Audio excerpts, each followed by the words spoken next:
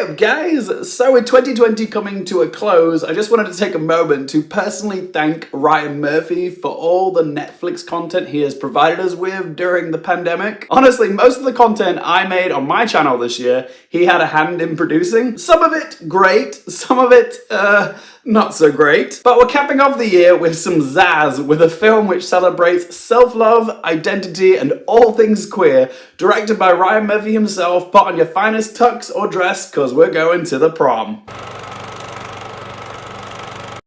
The Prom is an adaptation of a Broadway musical by Matthew Sklar and Chad Beguelin. A relentlessly optimistic teenage girl called Emma, played in this film by Pellman, wants to take her secret girlfriend Alyssa, played by Ariana Debrose, to her high school prom in Edgewater, Indiana. However, the PTA, coincidentally run by Alyssa's mother, played by Kerry Washington, doesn't want the prom to be LGBTQ+ inclusive, so they vote to cancel the prom. Meanwhile, a quartet of fading, self-centered Broadway stars, which includes two-time Tony Award winner Dee Allen, played by Meryl Streep, the all-too-fabulous Barry Glickman, played by James Corden, the waiting in the wings understudy Andrew Dickinson, played by Nicole Kidman, and bartender/struggling actor Trent Oliver, played by Andrew Rennells, are all looking for a cause which will clean up their image, give them some good publicity, and get their careers going again. They stumble upon Emma's story on Twitter, decide that she's the cause they want to champion, and they come marching into Edgewater, Indiana like a gay pride parade, demanding that they put on an inclusive prom, doing so the only way that they know how, through song and dance. Cue the lights, sequins, jazz hands, and of course lots of cheesy tunes about tolerance,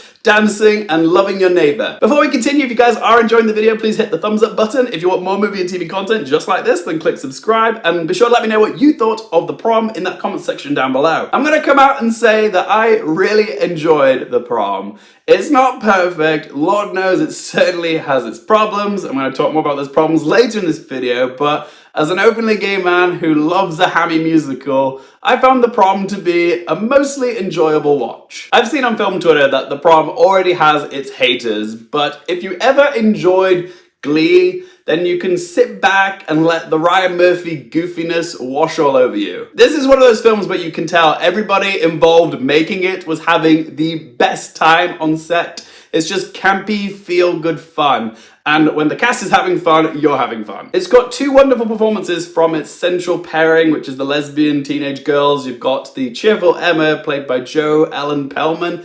That girl can sing. Good Lord, there were so many moments in this where she was singing her heart out and I was getting goosebumps. She was magnificent.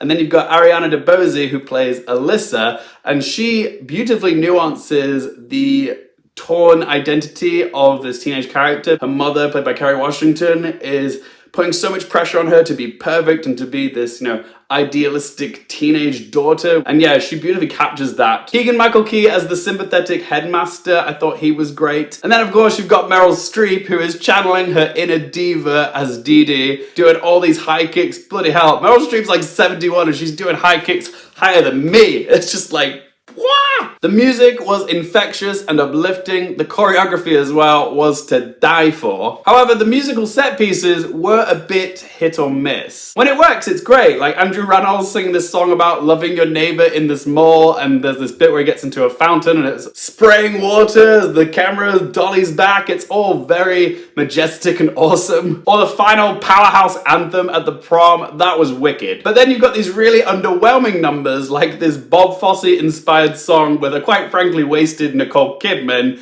in a living room of all places, and there's barely any Fosse legwork in it. It feels like a massive missed opportunity. The whole scene is a giant wah-wah. I'm also not a fan of Ryan Murphy's creative and aesthetic choices as a director.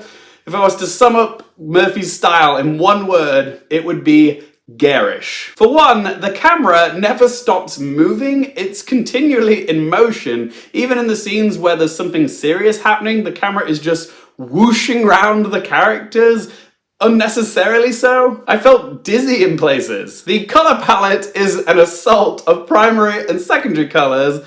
Get it? It's a rainbow flag. And much like his derided Ratched series, he often drowns his scenes in vibrant, colorful lighting. It just looks so cheap and ugly. There's also a new one that I picked up on.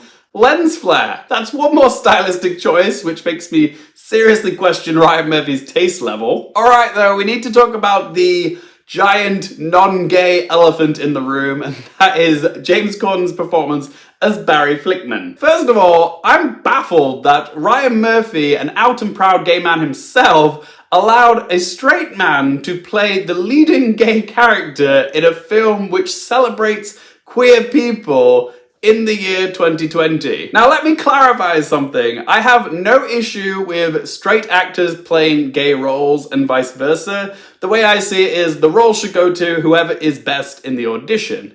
However, I do take issue with James Corden playing a gay character as an offensive caricature when a gay actor could have brought some nuance and real-life experience to the role. Ryan Murphy had no issue with the stage cast of the Boys in the Band revival reprising their roles for the film version on Netflix, so why couldn't he do the same thing for Brooks Ashman-Skaz, who played the role of Barry Flickman on Broadway?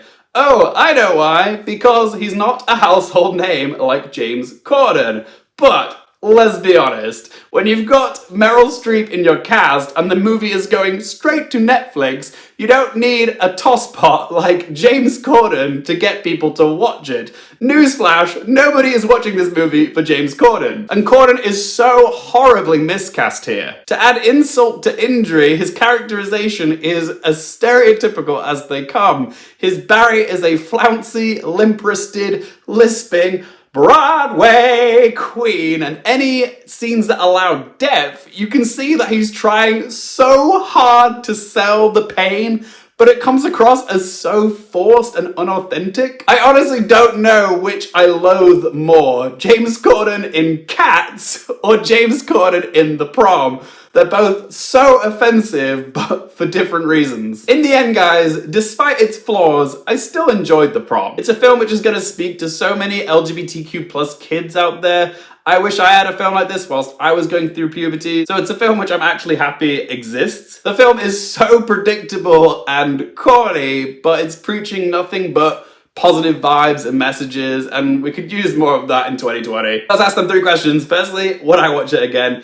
Yes, but that's just because I love a musical. Singing and dancing, sold. Question 2, do I recommend it for you guys? It's not going to be for everybody. If you're just looking for an escape, then absolutely. If you're looking for some fun, absolutely. If you're not a fan of musicals or James Corden, avoid it.